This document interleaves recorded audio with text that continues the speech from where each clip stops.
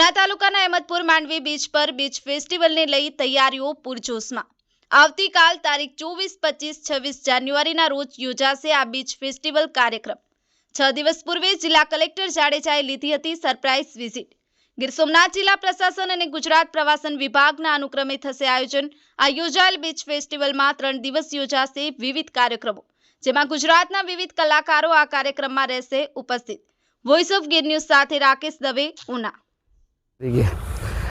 आप आगामी बीचनो 24-25 फेस्टिवल है तेमां अमरा कलेक्टर गीर सोमनाथ द्वारा एक बार विजिट लेवामां आवी अने आ दरियाई पट्टी ने जोवामां आव्युं के आ विकास करवा जेवुं छे एटले सरकारश्रीनुं ध्यान दोरी अने कलेक्टर साहेबे विजिट लई अने अहींया फेस्टिवल करवानो निर्णय लीधो। 24, 25 અને 26 तारीखे अहींया फेस्टिवल है एटले फेस्टिवल अमारो दरिया किनारानो विस्तार 7 किलोमीटर लंबाई आवेली है अने तेमां पुराणिक गुफाओं आवेली है अने आ टूरिज्म विभाग जो आ दरियाई पट्टीने विकास करे तो गीर सोमनाथनो अने दीवनी नजीक होय एटले टूरिज्म विभाग ने वेग मळे एम छे अने आजूबाजूना गामडाओ अने तालुकाने विकास अने रोजीरोटी मळे तेवी अमारी आशा छे।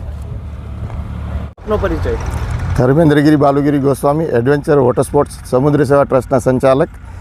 अमारी त्या माननीय कलेक्टर साहेब डी जाडेजा साहेब गीर सोमनाथ जिल्लाना ते आवेला अने सरप्राइज विजिट करेली। आ दरिया किनाराने ते जोई अचंबित थई गयेला। आटलो मोटो अने विशाल दरिया किनारो गुजरातना कोईपण एरियामां नथी। 7 किलोमीटर लांबो दरिया किनारो छे। आपणी नजीक दीव आवेलुं छे जे केन्द्रशासित प्रदेश छे, जेमां लोकोनी मेंटालिटी कंईक अलग प्रकारनी छे के अहींया लिकर ज मळे छे, आ छे ते छे। पण साहेबना विजिट पछी अहींया बीच फेस्टिवलનું आयोजन કરવામાં આવ્યું છે જે આગામી તારીખ 24, 25 અને 26ના રોજ છે। એમાં ભવ્ય કાર્યક્રમોનું આયોજન કરવામાં આવેલું છે અને માત્ર ને માત્ર પ્રોહિબિશન ફ્રી, લિકર ફ્રી અને ન્યુસન્સ વગરનો આ દરિયા કિનારો ભવ્ય ડેવલપ કરવા માટે થઈ અથાગ પ્રયત્નો કરવામાં આવે છે, જેથી આજુબાજુના બધા વિસ્તારના સ્થાનિક લોકોને રોજીરોટી મળી રહે છે।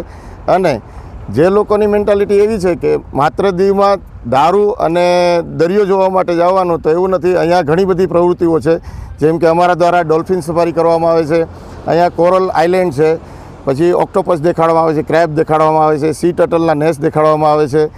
એના પછી અહીંયા બાજુમાં જ અવારનવાર તમે વિડીયોમાં અને સોશિયલ મીડિયામાં જોતા હશે કે જંગલ વિસ્તાર છે, જેથી કરીને લાયન પણ અગાઉ ઘણી વખત આવી ગયેલા છે। અને હાલમાં પણ જ્યારે પણ સિંહણ બચ્ચા મૂકે છે એ બચ્ચાને મોટા કરવા માટે થઈને આ દરિયા કિનારા ઉપર એનો પ્રવાસ કરતા જોવા મળે છે। આ દરિયા કિનારાની લંબાઈ 7 કિલોમીટર જેટલી છે। અલગ અલગ લોકો દ્વારા અહીંયા ઇવેન્ટ કરી અને ખૂબ મોટું આયોજન કરવામાં આવેલું છે। આભાર।